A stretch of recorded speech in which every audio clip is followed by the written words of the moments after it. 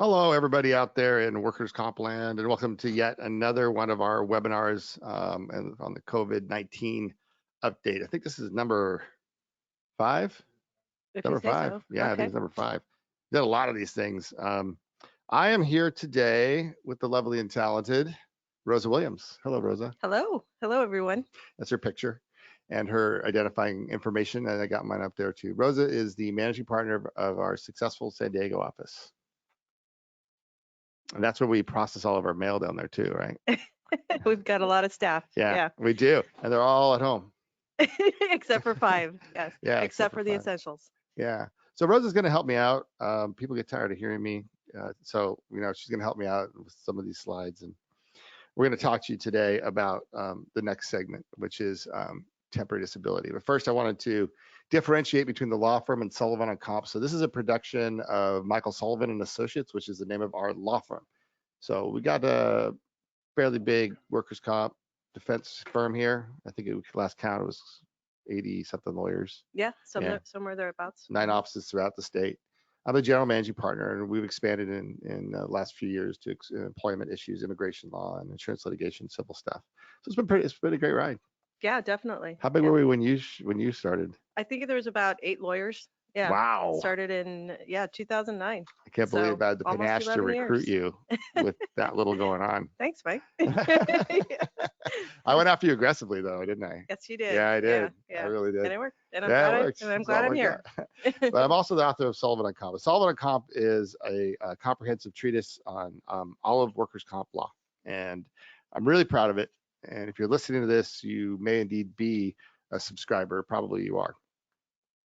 We have close to 7,000 subscribers now, I think, all over the state. Everyone's got it, judges, claims adjusters, other lawyers. I really think it has become the standard text for workers' comp. But this is not a production of Sullivan on Comp. This is a Sullivan on Comp production. Yes, I take it back. Sorry, I get all mixed up. I just handed me a note. I don't even know what I'm doing. It is a Sullivan on Comp production. I'm sorry. But we're giving it to the whole world. That's what it is. Yeah. See, because with Sullivan on Comp, we do a monthly webinar updating everyone for half an hour on the what happened the month before in terms of case law. And then every quarter, we do an hour and a half on a topic of interest, like medical marijuana, something like that. But coronavirus, man, it's such a big deal that we decided to do special webinars with Sullivan on Comp, but then make it available to everybody for free. Great. Yeah, I think. And you can even get credit for it, I think, across the board. Everyone can get credit. CE credit or MCLE credit if you're a lawyer. Also, and you're doing it live right now. I'm doing it live right now. No, if you're in attendance right now, you get credit. Not for being. Oh, I say if you're in okay, got it. Sorry, they're helping me as I go along. If you are in attendance right now, then you can get credit. If you listen to it later and you're not a Sullivan on Comp subscriber, then you can't. Yeah. So anyway, I wanted to announce too, I'm really happy and proud of this. We did a book about COVID-19, a complete guide for the California employers, and you can get it at Sullivan Attorneys. This thing is so cool. We got our whole team of writers of Sullivan on Comp for work comp law. We got our whole team for the employment law section, our immigration lawyer, and we did a complete expose on coronavirus and what it's going to mean legally. So what are all the laws? It's tons and tons of new federal laws, California laws, local laws. What do they mean? What is the workers' comp implications of this? What are the issues? And it's just on and on and on. If you printed it out, it'd be like 120 pages, but it covers everything.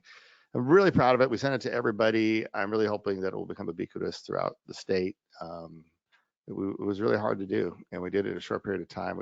I'm really proud of the team. So if you've already gotten this, I hope you look at it. I hope you find it useful. And if you don't have it, I encourage you to access it, put it on your desktop. It's going to be electronic only. It's the first book we've ever done that isn't hard copy as well.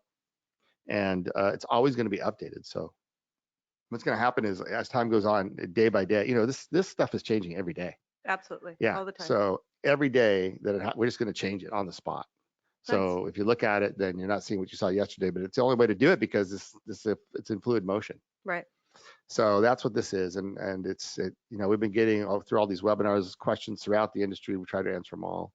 And as we get more and more input, more and more questions, we'll continue to expand it and think more deeply, we'll put our deeper thoughts in there too. So really happy with it. If you're listening to this, I advise you to check it out because I think it'll really be a help to you in this era. Okay, well, let's get down to it. I said a couple of webinars ago that my thinking about workers' comp liability for the coronavirus crisis was not very good. I didn't think. Because at first I thought, well, it's no big deal from a workers' comp perspective because you get better, right? You get better. If you get the flu, you get better, or you die, right? Okay. So yeah, there'll be some death cases, but then I realized, oh my gosh, there's so many issues in workers' comp. Just the AOE issue alone is pretty vast. When you think about, aggravating an underlying condition that's industrial, or you think about an industrial COVID aggravating a non-industrial condition, Right. or you think about the fact that everyone's working at home as a second website, or the going and coming rule, or just the psychiatric problems. I mean, even if you don't have the disease, you can still have psychiatric claims because they're working at home when they're lonely or they're scared, right? And what about 32A.3 defenses? And oh my gosh, I was missing out on so much. And so what we've done is we've broken this out, and I told everyone is I'm going to do a webinar once a week, and we're going to talk about a topic of great interest. So if you look at our website, then you'll see that the first few were just with our employment law lawyers and more general terms in terms of COVID crisis. But we're going to go through a series of webinars to get more specific. I really want to get into the AOE stuff, but there's some things I think that have more urgency. One of them is temporary disability liability. Last week I talked about should you provide the claim form to someone making a claim of COVID-19 injury or related, and I talked about that for an hour because it's just so crazy. It's like this crisis is bringing out all these areas of law that we have some basis for, but we don't truly understand. We don't truly understand all of it. So I'm trying to break it down into several 1-hour chunks. And last time we did claim form, and next time we're going to start, I think, on AOE issues. But this time we're going to talk about temporary disability, because temporary disability is probably the most frequently asked question we get. I agree. Yeah. Yeah. You too? Yeah. Just absolutely. in your office in San Diego? Mm-hmm. Yeah. Well, in the webinars, that's what we get. Right.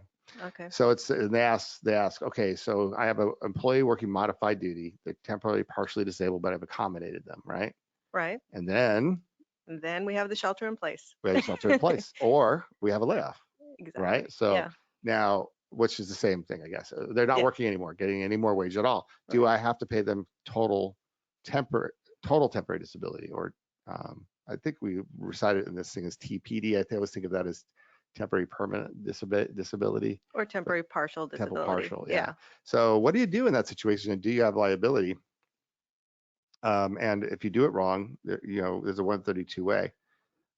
So we're going to talk about that. Rosa's going to take the lead on those slides, and I'm going to interrupt you and ask you questions and make comments.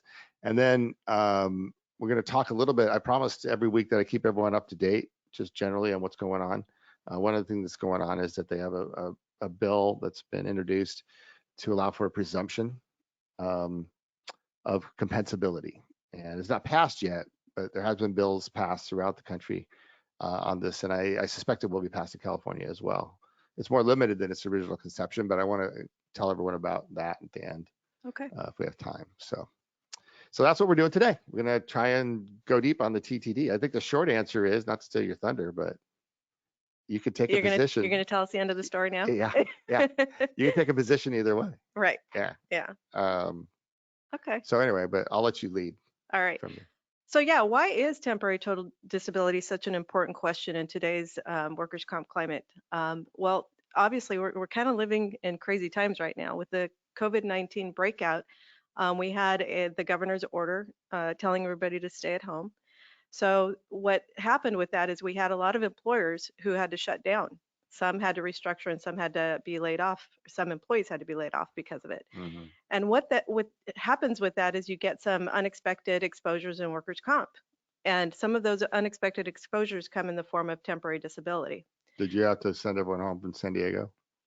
There's a few essential employees that are working, because they're handling the snail mail. So you do have some employees out there who continue to work, but there's small businesses such as restaurants who are not able to keep their doors open and obviously have to lay off numerous So employees. it's pretty scary. I heard somewhere something like 46% of California workers are unemployed. I heard that somewhere. It's probably wrong, but it's a There's lot. there's a good number. Good Yeah. number of people have applied for unemployment. Either temporary or permanent. Yep.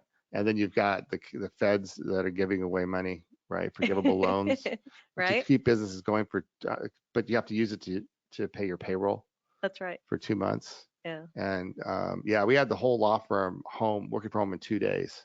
Up in Northern California, we had 6 hours to get everybody out of the office and ended up working out of their home, brought their computers home and everything. That's not a lot of time. Yeah. But it's pretty bad. Anyway, I'm sorry. No, it's okay.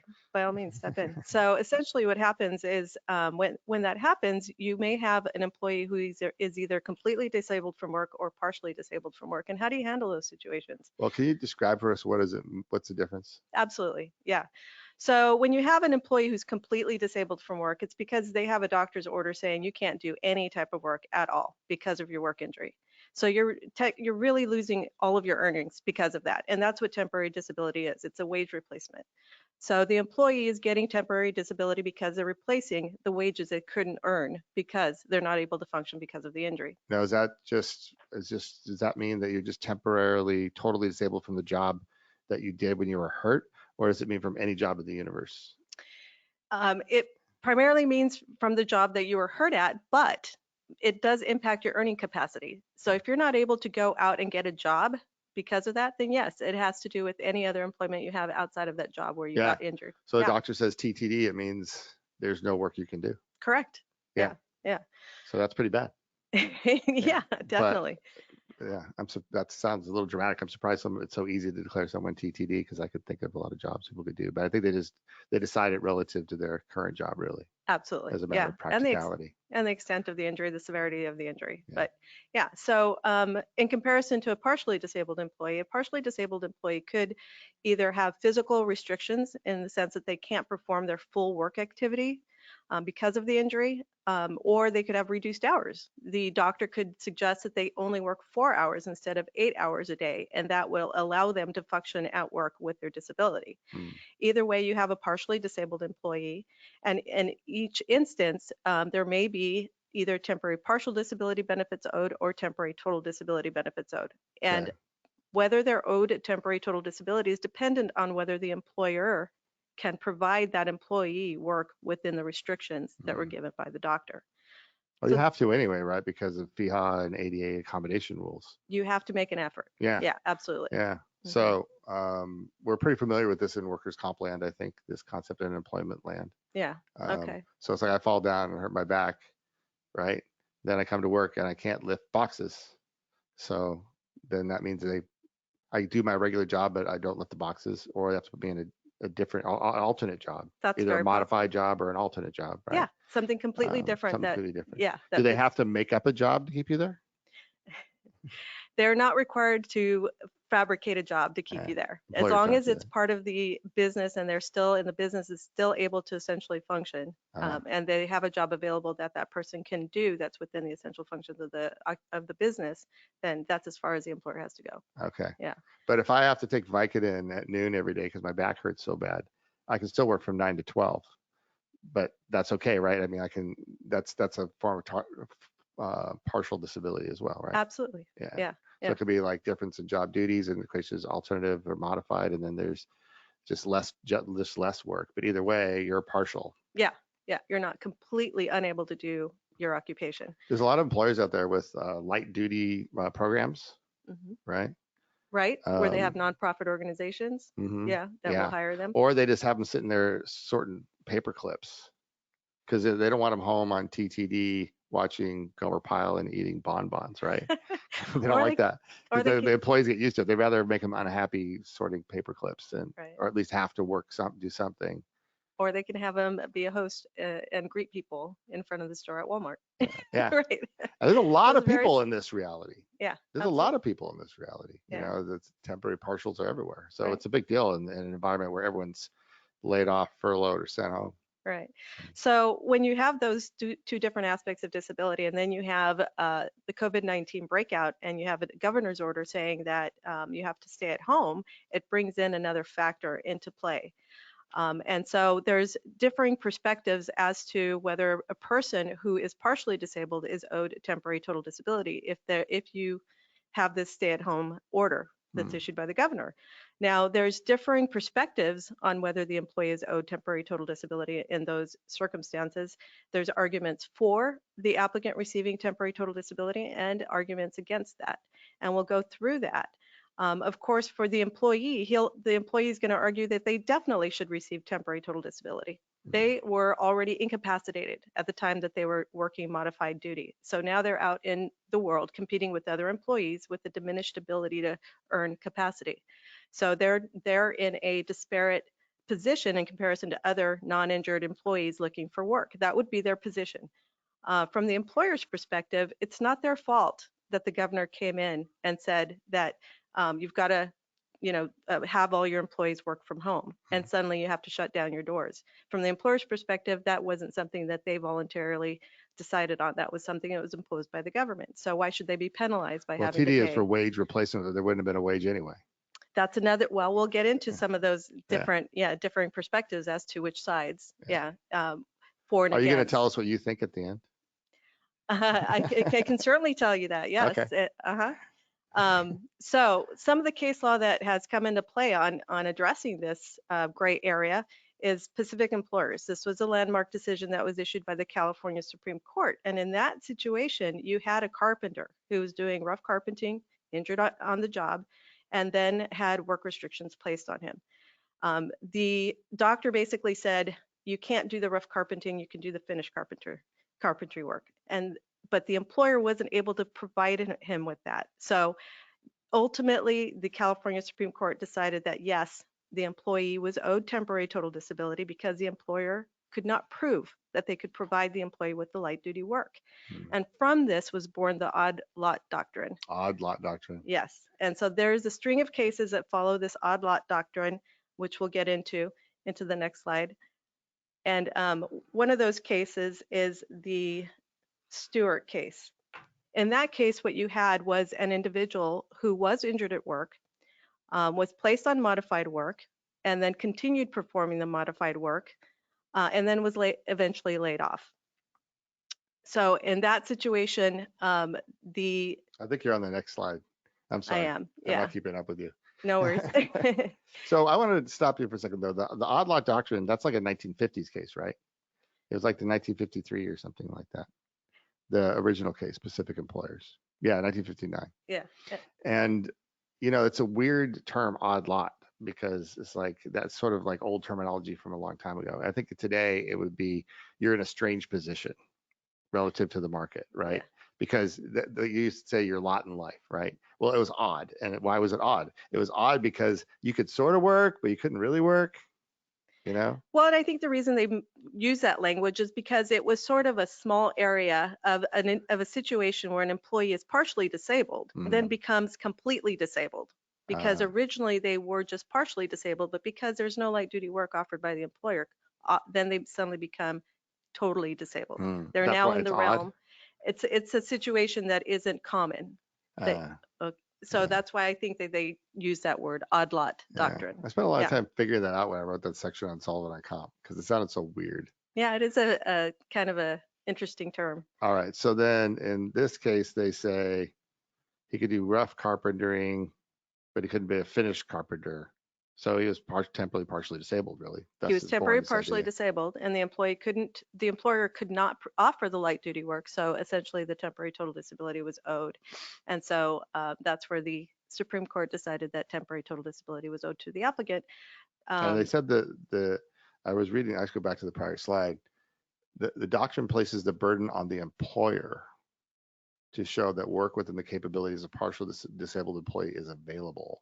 Correct. Thank you for bringing that up. Yes. So what does that mean? Basically, if the employee is disabled, partially disabled from work, if you go and you litigate this issue, it's not up to the employee to say, look, there was no work available. It's up to the employer to come in and say, here, We had work available for him, and so we don't owe that employee temporary total disability. So the onus is on the employer to show that there was light duty available. If they can't prove that, then the employee is owed the temporary total disability. Now, is that work available from the employer or work available in the world? That is work available from the employer. Okay. Yes. So the employer has to show that work within the capabilities of the partial disabled employee is available. Yes. Meaning they're going to give them work. Right. Now, keep in mind that if that employee goes out in the world and he gets a job, then he's got wages. Right. So you don't need the temporary total disability because there's wages that he's earning, so it's not a wage replacement, right? Right. Yeah. Okay. Makes sense. All right. So going on to the Stewart case. This was like 10 years ago. This is more recent. Yeah. The Stewart case are also Owens, Illinois. In that situation, the WCAB did follow the Odd Lot Doctrine principle and determined that an employee who was injured at work and then placed on modified work, who continued to work in modified work until that employee was laid off, was owed temporary total disability. They went out looking for work after they got laid off, couldn't find anything, and so the WCAB determined that the employee was owed temporary total disability. Well, what Now, relevance does it have that they went out in the world and tried to find something else? I thought it was the employer just had to prove that they could have provided modified duty. Oh, because the employer didn't make that offer of proof. correct. So Yeah. if the employer can't make the offer of proof, then under this case, did the applicant have to show that there's nothing else in the world for her to do? No, not necessarily. Yeah. But this is just a circumstance that identified in this situation, the employee was owed temporary total disability because they weren't receiving any earnings elsewhere. Yeah, I'm asking because I'm just thinking about the environment right now. It's like, who's going to find work right now? Nobody. Yeah. Right? Well, we'll go into some of the decisions that would be beneficial to the employer. Yeah. Getting ahead of you again. All right. It's okay. It's okay. It's I'm all just right. very eager. Very eager. So in essence, that Stewart case was appealed by the defendants, but the Court of Appeal decided not to review it. That doesn't necessarily mean that the Court of Appeal agreed with the WCAB. It's a writ denied case. Correct. So is that, well, the prior case you told us about was a Supreme Court case. Correct. So that's, you got to think that you got to follow that. Well, you got to follow the principles in that, Yeah. that the employer would have the burden to prove whether or not there was light duty available. Do you have to follow a writ denied case? No, you don't. Yeah, You know? it's not binding case law. It's not binding, but it's still It's precedent. persuasive and it can be used for an argument. Yes. Okay. Yeah. So in the Bedoya case, also following the line of the Odd Lot Doctrine, a little bit different, but very similar. In this case, the employee suffered an injury, but didn't report or claim benefits until after the employee was laid off. Now, you wonder why there wasn't a post-termination defense that was attached to this, but possibly there wasn't enough there for it to survive, for a post-termination defense to survive. But either way, in this instance, the employee suffered an injury, was partially disabled, laid off, and then he claimed temporary total disability. Now, it was up to the employer to prove whether or not they could have provided the employee light-duty work before he was laid off. They couldn't do that. So in this WCAB case, the employee was also awarded temporary total disability. Well, okay, but in the situation today, it's like the employer obviously was providing modified duty. So who cares about these cases? Well, no, the other case, the Stewart case, is more in line with that particular scenario because that employee was working in a modified position before they were laid off. Oh, I see. Yeah. That was the writ denied case, though. Correct. That's not the Supreme Court case. Correct. So that's just what one judge said. Correct. Yeah. And this case, this is the citation of the Bedoya case that we're looking at. That makes me think it's not a writ denied case. It's a panel case. That's correct. Yeah. This is also not a binding decision. Right. So panel cases are created when you file a petition for reconsideration after a judge's rules at trial. And then they consider it up in San Francisco, right? And so it's not binding, but it shows you what the board is thinking. But it's not the Supreme Court. Correct. No, the Supreme Court would be binding. Absolutely.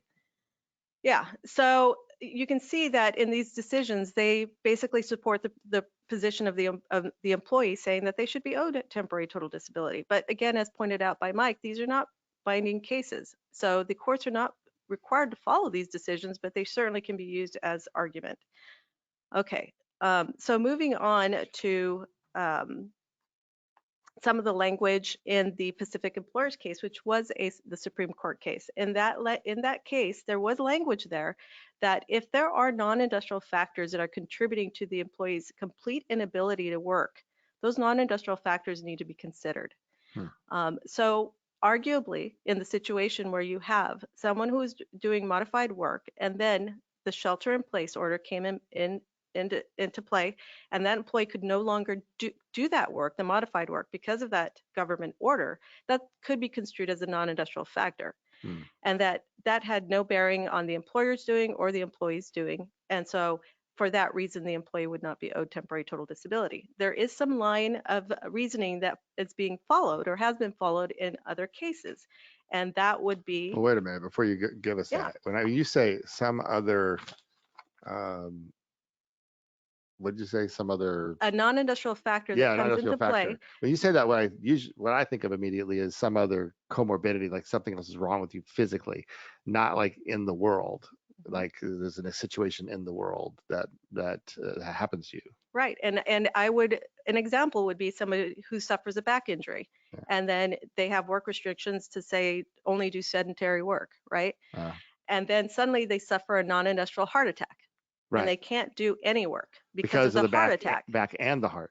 Well, primarily because of the heart attack, because they were able to do modified work, but the heart attack prevents them from doing any work. But I thought this was about when the causes were combining, the industrial and non-industrial cause combined to make you unable to work. And those are factors that are considered as well. But what the language is saying is you've got to consider those non-industrial factors as well into the whole spectrum, right? Well, then how do you define non-industrial factors? Do you remember exactly what they were in the Pacific Employers, or was that dicta?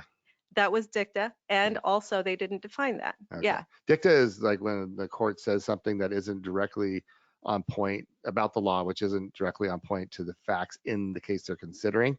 So it's like the court is saying something, but they really shouldn't be saying it because they're just philosophizing, right? Yeah. And it's not necessarily like you can use it in litigation to support or have a court or a judge follow the case law, because it's just so they threw this word out, they threw this term out. What is it again? Different non-industrial factors. Non-industrial factors. Okay. Yeah. So we don't know what that means. They don't define it. Yeah. So now, okay. But we do have a case that seemed to follow that line of reasoning, and that's the Hargrove case. So in that instance, we had an employee who was performing light duty work because of a work injury, and then he was discharged for reasons unrelated to his physical condition. The case doesn't identify what those reasons unrelated to his physical condition were. So we still don't have a clear definition of what those things could be. Are they comorbidities, or are they factors outside of the employment, such as a government shutdown? So it doesn't really define it. But in that instance, the Court of Appeal did say that the employee would not be owed temporary total disability because there was an unrelated physical condition that completely disabled the employee, not the work condition. I don't know what it was. Nope, they didn't define it.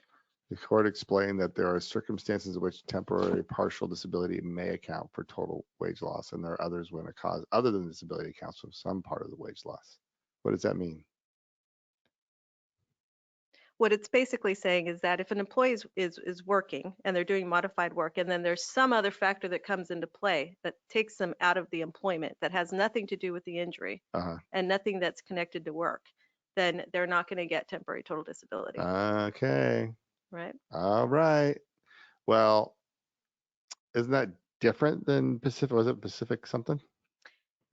It's not necessarily different because Pacific Employers basically said that you have to consider whether there's non-industrial factors that come into play that are incapacitating an individual completely from work. In this case, it kind of followed that line of reasoning. It basically said that there were reasons unrelated to the physical condition that were disabling the employee, made him not be able to work. Okay. So. Okay, so there are other decisions as well. Did we go past this? Did we talk through this stuff? In Hargrove, were we just talking about that? So yeah, we were just talking about that, and that it's in the same line of reasoning as Pacific employers, because they had basically identified that you have to consider non-industrial factors. So it kind of followed the Pacific employers line of reasoning. So he was just discharged for some reason unrelated to his physical condition. So it's totally unrelated. It's not like the industrial and non-industrial conditions collapsed together to cause the problem. No, it was the final non-industrial factor that completely took the employee out of work, because without that, absent that, that employee would have been able to do at least partial work, Yeah. either with restrictions or with reduced hours. And it says specific employers requires the specific findings and a separate evaluation of the different factors. Correct. Yeah. So for instance, with the individual who had in the hypothetical, who had the heart attack, the non-industrial heart attack, obviously you would need a physician to say that that was the reason he couldn't work, and that was a non-industrial factor. Okay. So, okay. So what you have is you have a difference in how things are interpreted between the Stewart and the Bedoya cases. In those cases, they seem to feel that a layoff was still something where the employee could receive temporary total disability benefits. They didn't look at a layoff as a non-industrial factor. Whereas in Pacific Employers and Hargrove, they seem to, well, Pacific Employers is the seminal case, and we're looking at the dicta in that language, and Hargrove follows. In those decisions, they seem to look at other factors, non-industrial factors, but they didn't define a layoff as a non-industrial factor. So it leaves all of this up in the air. There's no clear case law that really addresses the environment that we're currently in and how that would impact temporary total disability. I don't know. I mean, Pacific Employers and Hargrove are Court of Appeal and Supreme Court cases, and Stewart and Bedoya are not binding precedent. But we don't have anything that really fits right squarely right into our circumstances where we have a layoff by a government order. So yeah, we don't necessarily have some really clear-cut evidence. So this would be definitely an issue triable at the WCAB, but obviously each case has to be addressed on its own merits. But we also have other cases that also support an employer's position that temporary total disability benefits wouldn't be owed, such as the Signature Fruit or the Ochoa case. In that case, we had an employee who was working seasonal work, working some months, not working other months. And then the employee gets injured. So, and the employee is temporarily totally disabled, not able to work at all. During those months where that employee would normally work, they would receive temporary total disability. But during the months that the employee didn't work, they wouldn't receive any temporary total disability because there's no earnings to replace. It's like picking fruit and then stop picking fruit. Or teaching school and then stop teaching school over the summer. Right. So ultimately, if we were to analogize that to our current environment where somebody is forced to stay at home and not be able to work and possibly be laid off, then they don't have earnings. And as Mike said, where else would they work? I mean, you can work as a grocery clerk, you can work as a delivery driver, but still the idea is what earnings are you replacing if you have a government shutdown? So this is a case law that the employer could use to suggest that temporary total disability benefits would not be owed to an employee that was formerly offered modified work. Yeah, I like this quote. It would be illogical to award an employee temporary disability as a wage replacement where it's undisputed that there otherwise would not be a wage to replace. Right, exactly. But you know, if you're an applicant, you say, hey, yeah, but this is seasonal work. So that's not, the analogy is false because I'm going home indefinitely on a period where I otherwise would be working. Right? That's exactly what the employee side would say. Yeah. Yes. Yeah. Okay. Okay. So we also have the Skelton decision. This was really more geared as to whether an employee would be owed temporary total disability while attending medical appointments. So in this instance, you have an employee who suffered an injury, but is able to do modified work or even regular work. And now they're wanting temporary total disability for just attending a medical appointment. And in that situation, the court basically said, no, you don't get temporary total disability when you're attending medical appointments because your attendance at a medical appointment has nothing to do with your ability or non-ability to physically perform your work. So unless your inability to work is somehow directly connected to your physical impairment, you are not going to get temporary total disability. So again, we can analogize this to our current environment in the sense that the layoff or the government order to shelter down had nothing to do with the physical impairment, but just an outside force that came in and said, look, everybody's got to work from home. Mhm. So this is, something that could be argued by the employer to say that temporary total disability is not owed. Yeah, I was really surprised when I read Skelton for the first time, because here's an applicant going off of work to go to a medical appointment to get better, right? But Mhm. it's not, they don't get any temporary disability for it. They have to use their sick time.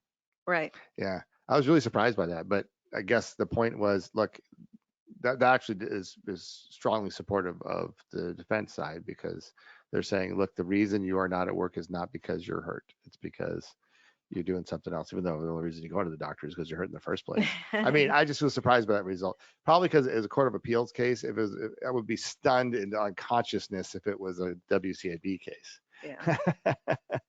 Right. But you never know what the court of appeals is going to do. Nope, you surely don't. Yeah. But yeah, so just to summarize, the Ochoa and the Skelton cases basically raise issues as to whether you have non-industrial factors or factors outside of the play of the physical injury that cause the employee not to work, and that for that reason they are not owed temporary total disability because it's not necessarily directly caused by the physical injury itself.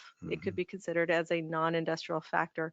Also identified in the Hargrove case. So we do have, the employer does have legitimate arguments to say that the employee is not owed temporary total disability. Now keep in mind, of course, though, that these arguments have to be addressed case by case basis, because each case has its own facts and its own merits as to the issue. Do you And think also, an employer could get like a penalty against them for not providing, like 5814 penalty against them for not providing TD in these kinds of cases? I think you've presented very great case law, Mike, to suggest that the employers could raise this as a viable defense and still argue this. So, yeah. Well, looks like we're going to have a fight. Okay. Now, are you a jerk? Like, if you're an employer and you don't give them TD, when they were modified, are you a jerk? Jerk. That's kind of. Is that really a legal consideration? I think that's a matter of opinion. Well, you could argue that this next slide is about EDD, but Right. I was thinking that if someone on modified duty gets TD when everyone has to go home, no one else gets TD, Right. right? Mm-hmm. So in a sense, it's kind of reverse discrimination against healthy workers. What I mean to say is, why is that worker being treated differently than people that are without injury? Because they're all being sent home for the same reason. And the employee's position would be, because I suffered an injury and they didn't. Well, how about this? How about if I was a worker and I said, you know what, those healthy people can go look for other work, but I can't because I'm partially disabled and I looked around and I can't find anything. Yeah, it's going to be a lot harder for me to find a job that fits into my work restrictions in comparison to somebody else who doesn't have any work restrictions whatsoever. Yeah. So that would be the employee's argument. So if I was an employee, I'd probably come to court prepared to say, I tried to get a job as an Uber driver, but I can't because of my restrictions. Correct. I tried to get a job as a grocery clerk, but there's none, but it's too hard because of my restrictions. That's exactly right. Yeah. Might that work? Well, we do have it's an odd lot. We want to consider in all of this, in that we have arguments for and against, right? Is that we do have Labor Code 3202, and when the law is ambiguous and we don't know if it's going to go in favor of the applicant or the defense, it's generally construed in favor of the applicant. So we have to keep that in mind as we're going through this litigation, because as courts are assessing this, they have to decide whether that particular provision would apply in these circumstances. But in this situation, what is also a backup measure is you have EDD, you have unemployment benefits. So they have a website that specifically identifies that if you have reduced hours in some way, you can seek out unemployment benefits through the state, through the Employment Development Department. So this is available to employees and can be directed in that way. The other thing about EDD is there's the federal law that passed that says everybody who gets $1 in unemployment benefits in any state is supplemented by $600 a week. Oh, okay. So like my daughter, she's at Loyola and she's a part-time receptionist, cashier and waitress, right, at a Italian restaurant. And she hasn't had any work. she hasn't been laid off or fired, but she hasn't had any work. But if you look in the employer's guide, the book that we just sent out, you'll see we describe all the changes in the law that have taken place in response to the coronavirus at the federal and state levels. And one of them is this increase in unemployment. So and you don't have to lose your job to get unemployment. You can just have reduced hours. Of course, you get reduced unemployment. But no matter how much you're reduced, no matter whether it's you lose $1, or $1 million, you get the extra $600. That's an important thing right now, considering our economy is kind of. It's like that. It's like that chaos. Bible gospel story. The workers in the field, they all got paid the same wage, regardless of what time of day they started. Okay. Yeah.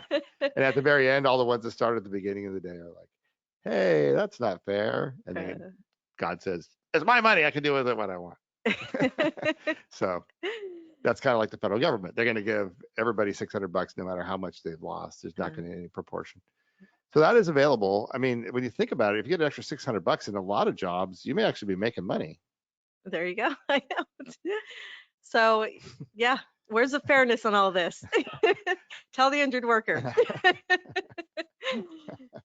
Okay, so in final comments, here's some other scenarios that are important to consider in our current environment. I'm sorry. I just had something else. When the EDD goes to file liens against us because the people got unemployment instead of TD, right? This issue will also arise. Absolutely. Yeah.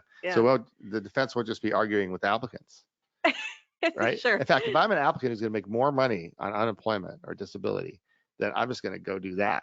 And then the EDD is going to turn around and come after us saying you should have paid TD. Right. Us being the employer. Of course, I'm neutral today. But. And possibly for a lesser sum. Yeah. Is what you're indicating, right? Yeah. Okay. Yeah. Isn't that amazing? Okay. Yeah. Okay. So we'll see what happens. Yeah. But so yeah, I mean, with the environment that we're in, there's a lot of gray area. There are a lot of unanswered questions that need to be navigated through. Consider where you have an employee who is working modified duty, or actually is injured and is not offered modified duty, but then later on is released to modified duty after the layoff. Now, is the employer going to have to owe the employee TTD benefits when they suddenly become eligible for modified work after a layoff? We don't know, but these are going to be things that have to be proven and litigated, and it's going to be important on the part of the employer to show proof that they could have offered that employee light duty work had it not been for the layoff. What that reminds me of is the termination for cause cases. Okay. Yeah. Like just to explain to the greater audience, if you are terminated for cause, like you're stealing from the company, and you come back to the employer and say, well, here's my work restrictions. The employer says, well, we would have given you modified duty, but we fired you for stealing. Right. So you don't get any modified duty. Yeah. And then you can't get temporary disability in those cases. You cannot. Right. Because otherwise the employer would have been offering you work. That's correct. Yeah. And does that fall in line with that other thinking? Is that for some non-industrial factor unrelated to the employment? But that has to do with the employee's fault. Whereas if the employee just had a layoff and you come back and say, now I'm partially, it's maybe different. Absolutely. And that's what's not at play in our current environment, is because either side would say, it's not my fault. It's not my fault I'm not working. Yeah. So another scenario to consider, though, is where you have an employer who partially lays off people. And let's say that the group of people that were laid off were individuals who were in modified work, and he kept the other employees who were not in modified work. Oh man, that's not a good idea. Right. So, well, and I'm sure you're going to go into detail in the next slides, right, Mike, on that topic. Yeah. But this is the question: is would there have been modified work available to give the employees if they kept some employees and not others? So those are questions that need to be addressed. And again, all of this is kind of a gray area. There's a lot that has to be addressed. Every case has its own merits and has to be assessed on its own facts. It's true. They're all snowflakes. Everyone is special. Okay, so as I was saying, so here's the pop quiz, Rosa. Should you A, discriminate against disabled employees, or B, not discriminate against disabled employees? Thanks for the easy questions. I don't think I have to answer that one. Well, I mean, you can see why an employer would do it, because they would say, hey, this person is not as, useful to the organization. So I want to lay this person off first. But that is very bad. Yeah, because you're not allowed to discriminate against somebody under ADA, FEHA, and of course you can't discriminate against someone under Labor Code Section 132A. Now, a lot of people think, myself included, before I remembered this after preparing this, I'd forgotten this, that 132A is just discriminating against somebody because they filed a workers' comp claim. That could be a basis. Yeah. Um, Now that translates into, discriminating against somebody if they're disabled because they filed a workers' comp claim. That would be a 132A. Yeah. But it's also discriminatory under 132A if discriminating against someone who says, I'm going to file a claim. You say, well, then you're fired. Right. That's 132A. Yeah. There's not a claim, but there's no claim form, but that's a discriminatory act. Or discriminating against an employee for receiving a rating, award, or settlement. So you say, I got hurt on the job. I say, no, you didn't. Yes, I did. I was psychologically injured by your berating of me. Well, I'm going to defend myself, right? You go to court, you lose. You're the employer. You know what? Okay, you got a workers' comp, psychological injury because of the way I treated you, but you're fired. No, that's 132A. Or testifying or making known or her intentions to testify in another's employee's disability claim. So, when you sue me for your workers' comp claim, and then Mike comes and testifies against you and I fire Mike, well, I've discriminated against 132A, even though he doesn't even have a workers' comp case. And what can you get? What can you get when you get 132A discrimination and you win it? Tell us, Mike. You get $10,000 up to half your benefits up to $10,000, which is not that big of a deal. But the real zinger is you get reinstated. Wow. And you get all the that could be pay. awkward. Yeah, that really could. So anyway, what have I got next here? So how does 132A work briefly? I want to run through this relatively quickly because 132A is going to be filed in these cases. And I want to make a note about something in the law that's been changing in this area. It all started with this Lauer case.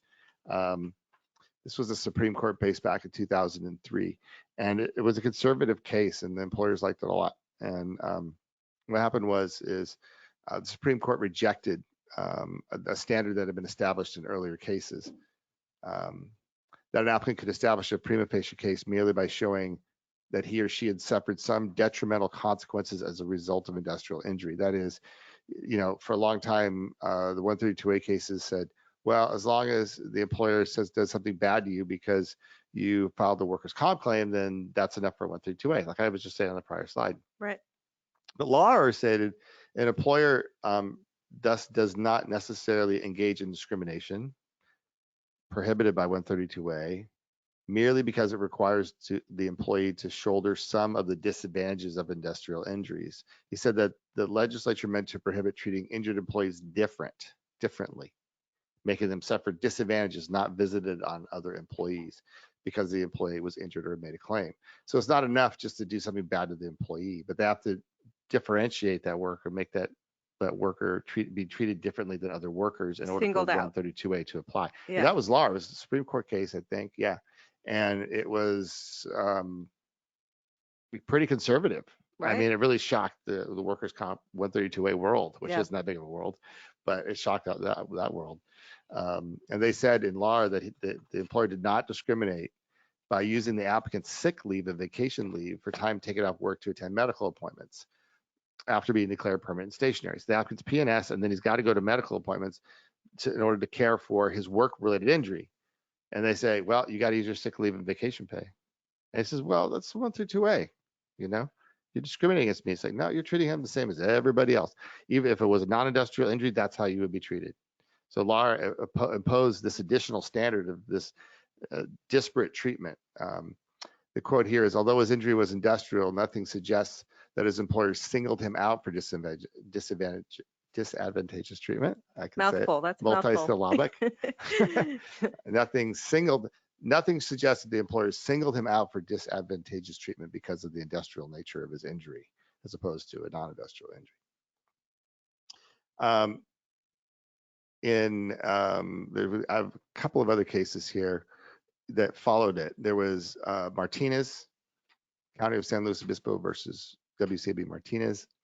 And the Court of Appeals said law requires the employee not only to show detriment, but also to show that he was singled out for disadvantageous treatment.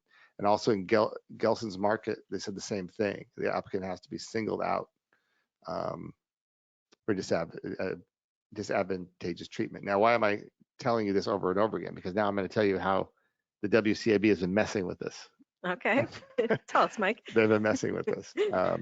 And, you know, people were losing 132As all over the place after Lauer, because it's like, well, how do you show that they treated you differently than they would the other employees? It's just really hard to do. High standard. Yeah, it's a high standard. And so they would lose. But then recently, the WCAB, as of last year actually, started issuing decisions that appear on their face, at least in my view, to eat away at the standard of Lauer. It's like they're trying to go pre-Lauer. I mean, people might disagree with me, but I'll tell you what happened. So there's Franco, and they interpreted this singled out for disadvantageous treatment to be a broader application. They said that employees must show that they're subject to disadvantages not visited on other employees because they were injured. So they eliminated the requirement that employees prove that they're singled out for disadvantageous treatment, and instead requires them to prove they're subject to disadvantages not visited on other employees because they were injured. Kind of shifts it a little bit, doesn't it? It does, yeah, because really it just says you have to have a disadvantage. Right. Yeah. Right? It's a disadvantage not visited on other employees. Right. So, which was the standard before Lauer. Yeah. Instead of the employee looking, you know, before having to say, look, you treated me differently than everybody else. Now it's just like, look, you treated me badly. You treated me badly in comparison to the other employees. Right. Yeah. I got disadvantages. Right. Yeah. So it's subtle, but it really takes you back. There's this other case, Wall versus County of Sacramento. And here there was a sheriff who was out of disability and requested transfer to a different role, but I'm going to transfer to a different role because I can't do this job that I'm in. But 3 other people with less seniority than him were transferred before he was. So he was put behind. He got last on the list. Yeah. Yeah. And the supervisor says, look, in the interest of the sheriff's department and public safety, sergeants who could work right away were put on patrol, because we can't just have the spot open and wait for him to get better so we can transfer him. Right. So kind of a dilemma. Yeah. So, but the applicant got the next available transfer when he got back to work, but they concluded that there was a 132A violation. The board concluded there was a 132 agent because the applicant was subjected to a disadvantage not visited on other employees. Wow. Yeah. But that's not really him, singled out relative to employees. It seems like. No. Right. Yeah. So it wouldn't really be a proper application of law, arguably. So this is the world we're going to get in when we start talking about, are we discriminating against injured workers under 132A with these layoffs? I mean, look, one thing that drives employers, and I know because I'm an employer, is the appearance of discrimination. You avoiding that, right? I mean, you can't do this because it might look like this, or you can't do that because it might look like that. That's how employers think, because you don't want to get sued, right? You're constantly on guard. You're constantly on guard, really. I mean, this is the environment that we're in. Now, I'm not saying it's bad, because discrimination is bad. Right. And employers should be thinking about making sure that discrimination does not occur. Sure. But this is where you can really hurt yourself with COVID-19, is when you're laying people off. It's going to be really tempting to lay off the workers that you don't like, that you don't really want there anymore. And some of those may be people that are suing you that have workers' comp claims. You get an employer, someone files a workers' comp claim, you're like, okay, all right, okay, all right. I can't do anything about it, but I don't like that. You don't like it. No one likes it when they get sued. Now, some employers are more open-minded, and they're like, well, person got hurt. But there's a lot of times the workers' comp cases descend into argument about whether it was work-related, and then argument about whether it's being abused, taken advantage of, and the relationship can deteriorate rapidly. So it's better just to put on the blinders as an employer and just treat everyone the same. Make your decisions for business reasons only. What actually will happen probably in practice some of the time is that employers tend to make sure that they favor workers that are in a protected class because they don't want it to appear. I could even see a scenario where an employer would otherwise lay off someone who was on partial disability but doesn't do it because they don't want the possibility. They're of a afraid of suit. the risk. Yeah. Yeah. So anyway, that's about it for discrimination. Don't do it. What about temporary disability benefits during quarantine? Like a lot of us are being sent home. I sent home the whole law firm. We're all working though. But let's say a lot of people are sent home and they want to be quarantined, and they don't have it. They don't have the disease. Right. But they have to be quarantined. Mm-hmm. Do you get temporary disability then? Not if you don't have a work injury. You're right. Yeah. How can you get temporary total disability if there's no underlying work injury? It's not fair. There's an injury, there's an illness out there that could hurt you and disable you and kill you. And the employer is sending you home because it's out there. So and it's your sheer fear. That should be workers' comp. Right. No, you're right. There's actually a case on this, Roman versus WCAB, and here a nurse was exposed to smallpox or chickenpox, sorry, and she says you have to go home for 10 days, and she missed it all. She says, I would like TTD, please. And the WCAB said, no, you don't get it. You don't have the chickenpox. You just can't work because you're exposed to it. So use your sick leave or use your vacation pay. But yeah. Sounds like they got it right on this one. You can understand why someone might feel frustrated. Sure. Yeah. So there's that. So if you're in a quarantine and you're not sick, then you're not going to get your temporary disability, I don't think. Right. And finally, like I said, I want to keep everyone up to date. We just have a few more minutes, so I wanted to mention this. There is an Assembly Bill 664. It's planned to be introduced to create a conclusive presumption that COVID-19 is compensable for firefighters and cops and some healthcare employees. A conclusive presumption. So anybody working in those essential jobs would be conclusively presumed that their COVID-19 is work-related. Right. Yeah. Now, this bill is not as intense as it was originally visualized by the applicant's bar. The applicant's bar originally asked for a conclusive presumption that if someone suffered post-traumatic stress from working in their job in this environment, that it would be conclusively presumed to be compensable. That would have been something. And they wanted all essential workers, not just cops, firefighters, and healthcare workers. So it's scaled back in this form. But so it could include grocery clerks. Okay. In addition, though, there's some stuff that's added. One is that there's other workers' comp benefits that you've never seen before. Okay. They get reimbursement for personal protective equipment. They get preventative medicine and living expenses and housing expenses related to a quarantine. That's a lot of care. That's a lot of care. Yeah, even it's way outside the bounds. It's like a new benefit. I mean, the whole time I've been practicing, it's like there's only 3 benefits that workers' comp for, right? It also would preclude apportionment for any disability covered by this presumption. No apportionment. Wow.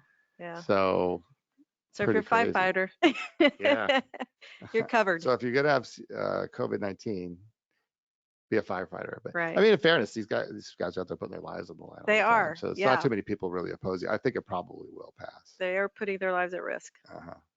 As it relates to TD, the bill would define injury as including, I have a quote here, directing to enter into quarantine by a licensed health professional, public health officer or agency, or the employer as a result of exposure to or contraction of a communicable disease, including coronavirus disease 219. So if you have to be quarantined, you're considered TD. That's what this says. If you have to be quarantined, you're considered TD. Even if it's not actually coronavirus, it could be any communicable disease. Wow. So that's TD for quarantine, which we just said you don't get, but you would under this presumption. Right. Yeah. So it's a pretty expansive bill in terms of proposed care and protective measures, for some of those employees out there that are putting their lives on the line. Yeah. So, yeah. You know what? We just don't know. A lot of states have passed this. My guess would be is that this will be passed because it's sort of the cultural force, that's going on with regard to this whole crisis. Right. But we don't know that it'll be in this form. You know, the Okay. bills don't generally tend to end up looking like they start. Right. You know, they say it's sausage and laws, the two things you don't want to watch being made, right? So we'll probably expect some differences. Anyway, we're out of time. I want to thank everyone again for coming and listening to us. And remember, we're going to do this every week, and we're going to work through this until we have all the aspects that we can think of this coronavirus thing nailed down as best we can in this rapidly changing environment. I conclude here with our information. We got our Sullivan on cop books, which everybody loves, and if you don't have them, you must buy them immediately. That's my advertisement. I hope you do check out our new book. I'm really excited about it, really pleased with it. And I want to thank you, Rosa, for coming in and helping me out so I don't have to do this stuff all by myself. No, it's a pleasure. Thank you for having me. Yeah. And thank you everyone for listening. Yeah, thanks. Talk to you next week.